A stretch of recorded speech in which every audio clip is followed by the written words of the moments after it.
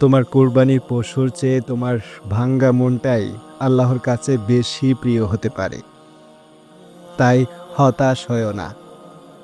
জীবনের প্রতিটি কষ্ট যদি তোমার আল্লাহর দিকে ফিরে যাও, তবে জেনে রেখো তুমি হারোনি, তুমি বেঁচে গেছো।